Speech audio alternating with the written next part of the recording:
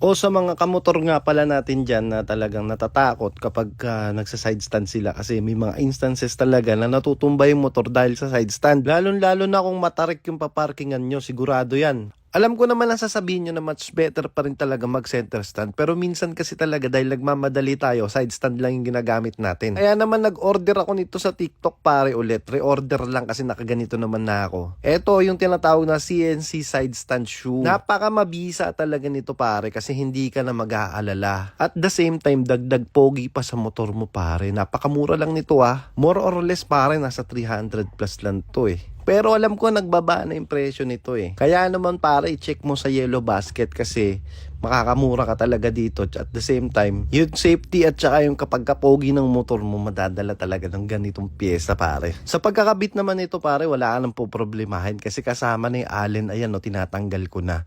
So ngayon, tatanggalin ko yung nakakabit dyan na luma na kasi kailangan ng palitan. Ito na itsura niya. Medyo may pagkaluma na tsaka gasgas na ilalim. Papalit natin. Mas pogi, mas bago. Okay, game. Napakadali lang nitong ikabit pre. Luluwagan mo lang yan yung mga tornilyong 4 na piraso na yan gamit yung allen na kasama na pag in-order mo yan. Pag lumuwag na yan pare, kahit ipikit mo pa yung mata mo, shoot na shoot yan kahit nakapatay pa yung ilaw. Alam na alam ko yan pre kasi kitang-kita ko talaga sa galawon mo pre, magaling ka magpa-shoot. Nga pala pag in-order mo to, minsan mabilis lang siyang dumating, 1 days lang nandito na pare. Pero mas sigurado mga 2 araw, sure yun. Ayan na pala siya nakakabit na pre, Kita nyo naman, ang pogi tingnan. Mas gusto ko ngayon kasi black na yung nakalagay. Yung na-order ko kasi dati gold, medyo kumupas na lang kaya kahit papano hindi na masyadong halata. Pero nung nakakabit yun nung bago pa, medyo na-off ako kasi ang layo sa kulay ng motor ko. Yan nga pala ngayon, naka-side stand na yung motor ko tingnan nyo, diba? Kapag binitaw mo yan, kumakapit siya pare kasi meron siyang side stand shoe.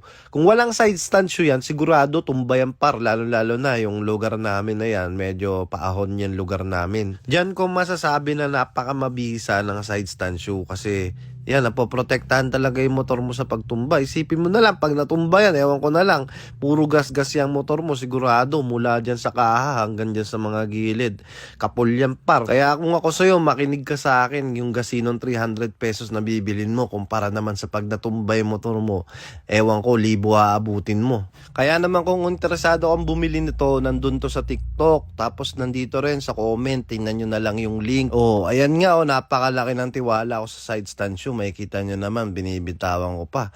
Hahayaan ko na yan na matumba. Yung pwesto niyan, makikita nyo naman sa kinatatayo ng motor, mataas yung lugar namin, pre, diba? Kaya ganun na lang tiwala ako dyan sa side stand shoe. Pala ako sa dito, nagkamali ng pili.